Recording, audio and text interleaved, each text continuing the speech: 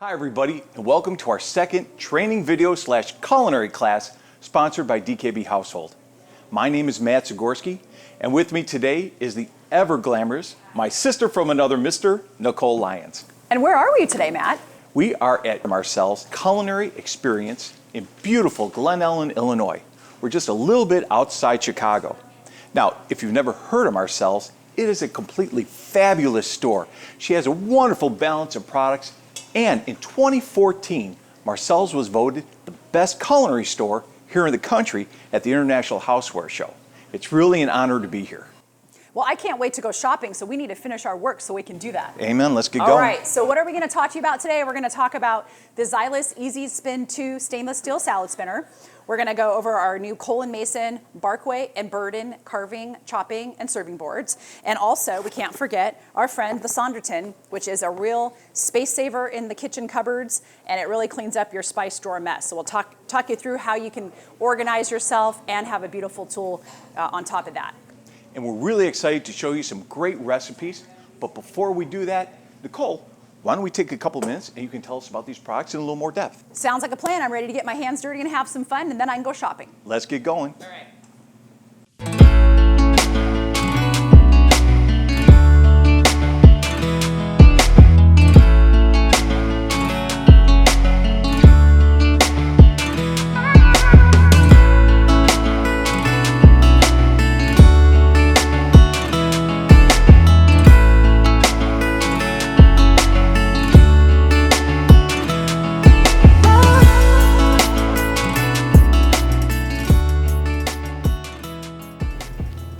I'm really excited to be talking about our brand new Easy Spin 2 salad spinner from Xylus. Pretty much everybody on my gift list is getting this from me this year, whether they know they need it or not. Many of you don't realize that the reason why you need to spin your greens not only is to clean and dry them, but it is also so that your salad dressings adhere better to the lettuces and therefore taste better. We've all been to a restaurant and had a watery salad where you get to the bottom of the plate and you have diluted dressing and it's super watery and your salad didn't taste that great. Well, one of the reasons for that is the greens not being dry enough for the salad dressings to adhere. So not only are we taking a product that we've had in our lineup for many, many years, we're not the inventors of the product, but we are some of the first to market in this item many, many years back. But we're taking it and making it more beautiful, and hopefully something that you'll be proud to put on your table this summer when you're entertaining at either an outdoor barbecue or a picnic, or even at your own dining table. So you'll notice we have that patented Aquavent technology basket, which has the little ridges here that help to, basically the lettuce gets trapped there, and then as you're spinning it around, when it bumps into this, it helps to get more of the water off and into your bowl where you want it. What I like to do is after I've got my greens spun dry, I like to empty the bowl, dry it out, and then I put my greens back in and either store them in the refrigerator or take it to the table for serving. So now you have this beautiful stainless steel bowl that you can be happy to take to your table when your friends and family come for dinner. The Xylus Easy Spin 2 salad spinner is in my kitchen, and hopefully it will soon be in yours.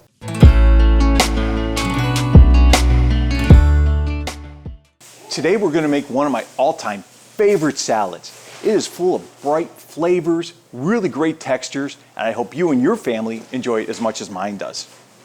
Today we're going to make a fennel, arugula, and orange salad with a lemon vinaigrette.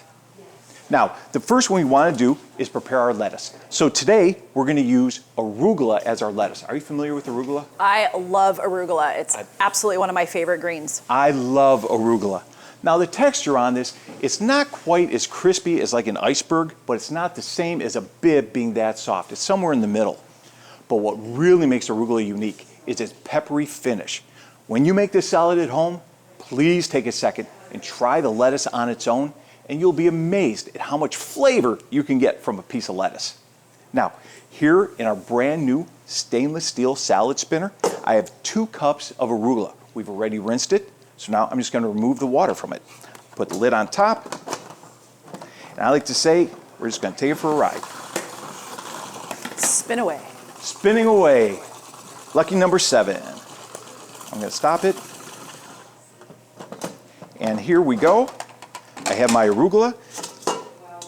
Super well dried. because of the aqua vent basket. I'm going to pour my extra water out. And of course, the advantage of the new stainless steel salad spinner is it looks great going from the kitchen to the table. So I'm going to take my arugula leaves, I'm going to put them right back in there. Everybody in. Good to the last piece. Yeah. Now, I'm going to prepare the other ingredients.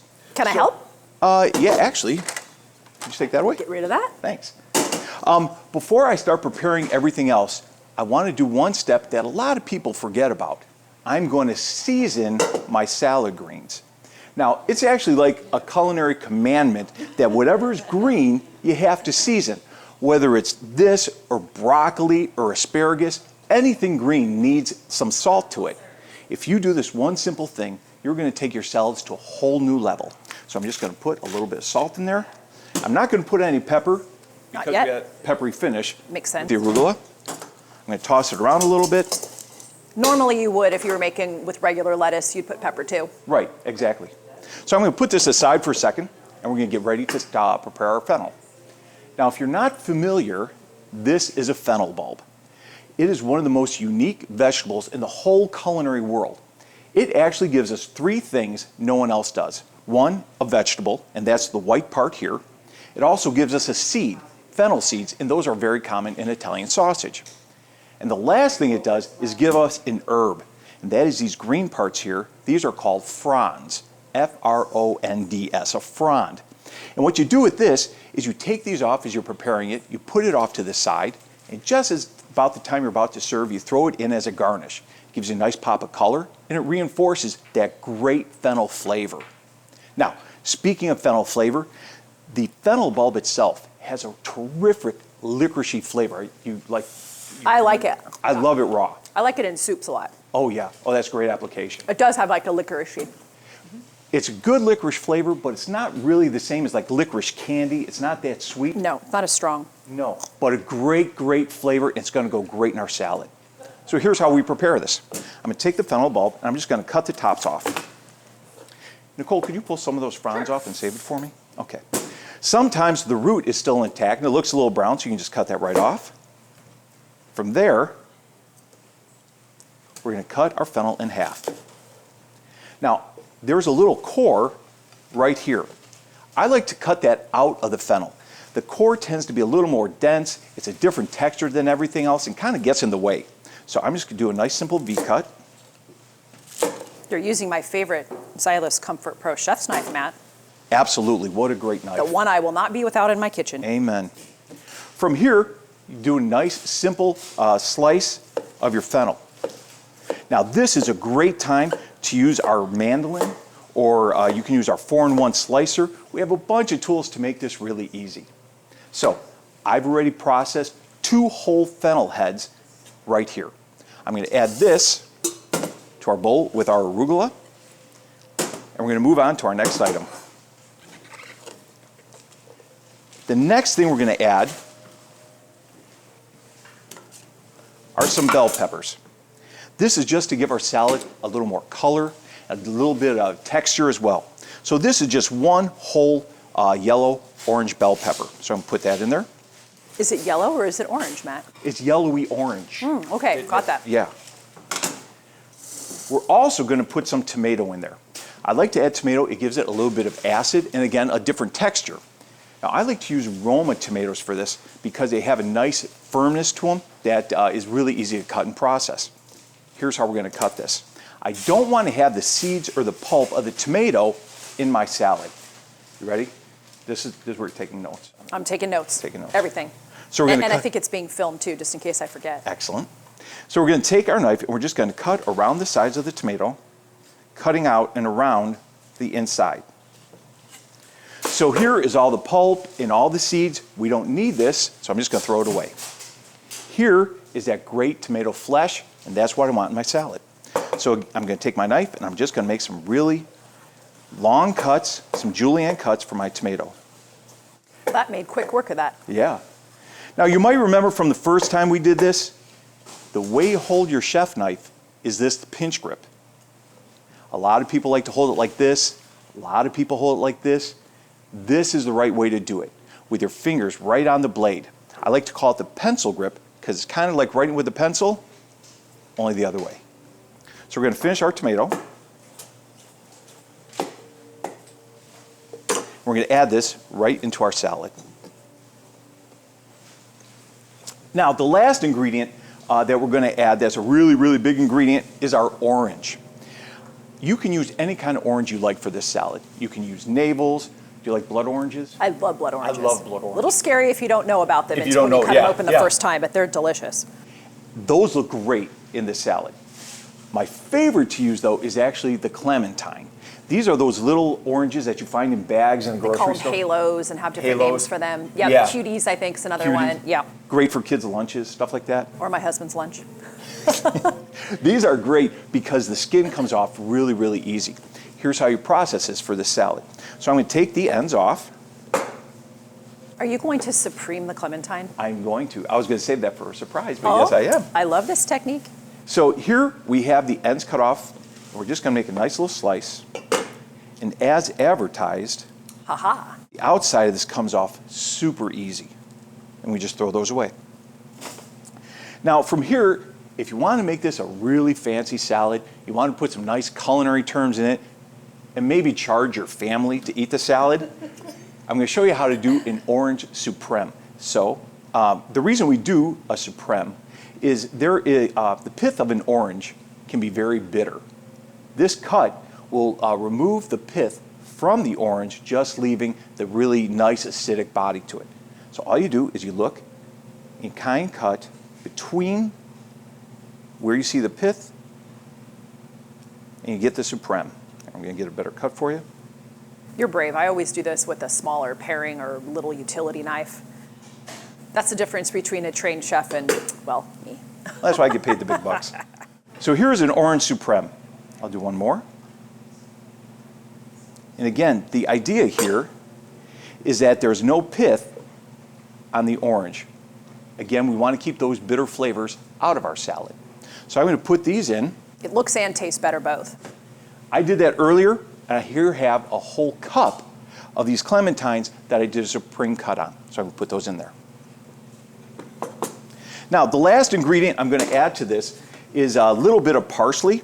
This is parsley leaves. I'm just going to remind you that with the Comfort Pro knife, we have this little indent here. That's where you put your hands when you're mincing things like herbs. So you give, maybe half a bunch of parsley, a nice rough chop, you throw it in your salad. So I'm going to take about a half a bunch and put it in there. Now, right now, we have a fantastic base for a salad. We have the peppery arugula, we have the fennel with its terrific licorice flavor, we got some great acidic notes from the tomato, from the bell pepper, and of course the sweetness from the oranges. But we need something to tie this all together, and that is going to be our lemon vinaigrette. The dressing, the best part. So to make our vinaigrette, I'm going to use the Easy Blend shaker. In here I have 3/4 cup of olive oil. To that, I'm going to add a 1/4 cup of lemon juice. Whenever you're making a vinaigrette, the most important thing to remember is the ratio, 3-to-1. Now, this is not an exact ratio, because I can see the emails coming already. Matt, I made the vinaigrette and it wasn't purpose. You're perfect. Your 3-to-1 doesn't work. I like mine more tart. I like it more tart. Yeah. So feel free to play with the proportions. And remember that sometimes one lemon is going to be much more acidic than another lemon. Olive oil is the same thing. So be sure to taste this before you put it on your salad to make sure it's what you want. Now, there's one more ingredient to go in here, and that is our friend Dijon mustard. I'm going to put about 2 teaspoons of Dijon mustard in here. And Nicole, if you wouldn't mind, I'm going to ask you just to shake this up. Oh, while easy. I can do that. That's simple. Excellent. I'm going to explain why we put Dijon mustard in our vinaigrette. Dijon mustard is what we call an emulsifier. Now, why do we need an emulsifier in a vinaigrette? Well, we all know that oil and water don't mix. And in this case, something like a vinegar or lemon juice, they're mostly water. When you shake these things up, and we know again from 8th grade science class, you shake them up. If you put that out on a table In about 2 minutes, that oil and vinegar are going to separate. What an emulsifier does, the Dijon mustard in this case, we add it to this mixture, which is the water and the oil, and it's going to jump in the middle and stabilize the whole thing so that when it's put out, it won't break or separate. Now, a well-made vinaigrette is going to last in your refrigerator 2 to 3 days.